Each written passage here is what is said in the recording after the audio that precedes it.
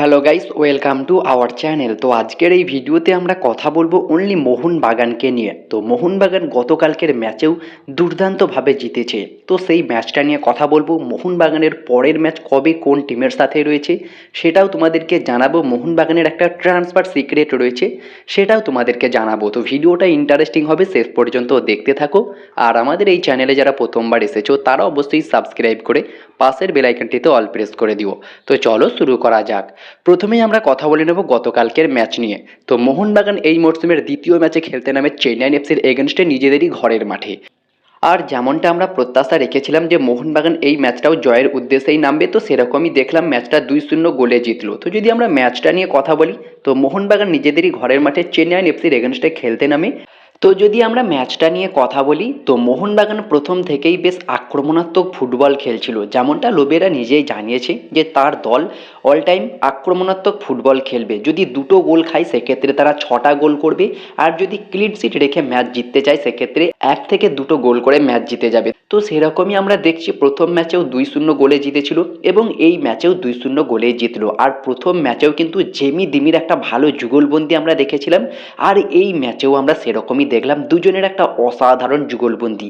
দিমি কিন্তু ফিরে আসছে এবার লোবেরার ছোঁয়ায়, এটা কিন্তু তিনি প্রমাণ করছেন ধীরে ধীরে। তো যদি এই ম্যাচের কিছু স্ট্যাটিস্টিক্স নিয়ে আমরা কথা বলি, তো মোহনবাগান এই ম্যাচে শট করে 16টা, যেখানে তারা অন টার্গেট রেখেছিল 6টা। দিমি কিন্তু এই ম্যাচে বেশ ভালো সুযোগ পেয়েছিল 2 থেকে 3টে গোল তুলে নেওয়ার জন্য, তবে একটা গোল আসি অলরেডি তিনি খাতা খুলেছেন। আশা করব পরবর্তী ম্যাচগুলোতে আরও গোল করবে। উল্টো দিকে চেন্নাই এফসি শট করে 2টো, কোনো অন টার্গেট রাখতে পারেনি, যেটা খুবই খারাপ একটা ব্যাপার। আর পজিশন নিয়ে কথা বললে মোহনবাগান অবশ্যই এগিয়ে থাকবে, কারণ বল পজিশন নিয়েই খেলতে ভালোবাসে লোবেরার দল। 63% বল পজিশন রেখেছিল মোহনবাগান সুপার জায়ান্ট, উল্টো দিকে 37% বল পজিশন রেখেছিল চেন্নাই এফসি। আর মোহনবাগানেরই একজন প্রাক্তন অ্যাসিস্ট্যান্ট কোচ ক্লিফোর্ড মিরান্ডা কিন্তু বর্তমানে চেন্নাই এফসির দায়িত্ব নিয়েছেন। তো তিনিও কিন্তু জানিয়েছেন মোহনবাগানেরই দেশের সেরা দল, এটা কিন্তু কোনো প্রকার সন্দেহ নেই। তো যদি এই ম্যাচের কিছু ইন্টারেস্টিং মোমেন্ট নিয়ে আমরা কথা বলি, এই ম্যাচে কিন্তু 1 থেকে 2টো পেনাল্টি পেতেই পারতো।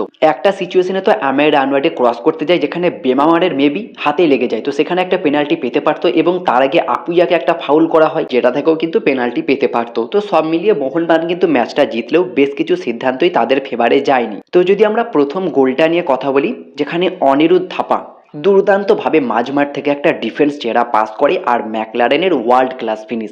এক্ষেত্রে কিন্তু ম্যাকলারেনের ক্রেডিট দিতেই হবে, কারণ এই সিচুয়েশনে বেশিরভাগ স্ট্রাইকাররা কিন্তু বল বাইরে মারে বা গোলকিপারের গায়ে মারে, সেক্ষেত্রে গোলটা পুরোপুরি কনভার্ট করাটা ঠিকঠাক হয় না। কিন্তু ম্যাকলারেন যে ওয়ার্ল্ড ক্লাস একজন স্ট্রাইকার, সেটা তিনি প্রমাণ করছেন বারবার।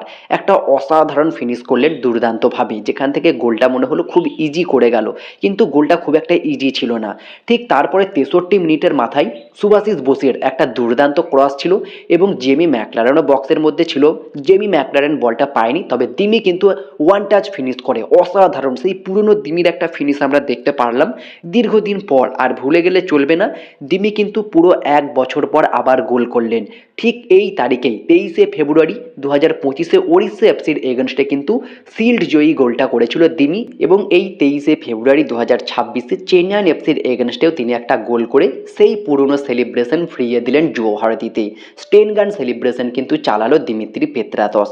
তো দিমি এবং জেমি এই দুজনের একটা দারুণ যুগলবন্দি, দারুণ একটা বন্ডিং ধীরে ধীরে তৈরি হচ্ছে। তবে রবসনও কিন্তু ব্রিলিয়ান্ট খেলছে, আর মাঝমাঠে অনিরুদ্ধ থাপা আপুইয়া যে দায়িত্ব নিয়ে ফুটবলটা খেলছে সত্যি আনবিলিভেবল, বলার মতো কোনো ভাষাই নেই। অসাধারণ খেলছে এই দুজনে। তো সব মিলিয়ে মোহনবাগানের প্রত্যেকটা প্লেয়ারই কিন্তু দুর্দান্ত খেলছে, যেটা লোবেরা নিজেও জানিয়েছে।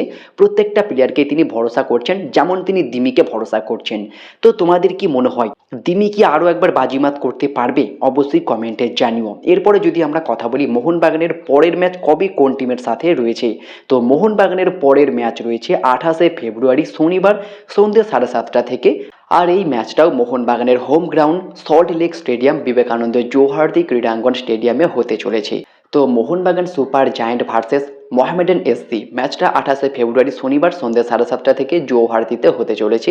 এটাই মোহনবাগানের পরের ম্যাচ, আর এই ম্যাচটা মোহনবাগানকে অবশ্যই জিততে হবে যদি তাদেরকে টেবিল টপার হতে হয়, এবং গোল ডিফারেন্স বাড়াতেই হবে। যেখানে ইস্টবেঙ্গল 2 ম্যাচে 6 পয়েন্ট নিয়ে 1 নম্বরে রয়েছে, মোহনবাগান 2 নম্বরে রয়েছে 2 ম্যাচে 6 পয়েন্ট নিয়ে, শুধু গোল ডিফারেন্সের কারণে। তো অবশ্যই মোহনবাগানের জরুরি গোল ডিফারেন্সটাকে এগিয়ে নিয়ে যাওয়া, যেটা সুভাশিস বোস নিজেও জানিয়েছেন যে মোহনবাগান গোল ডিফারেন্স বাড়াবেই।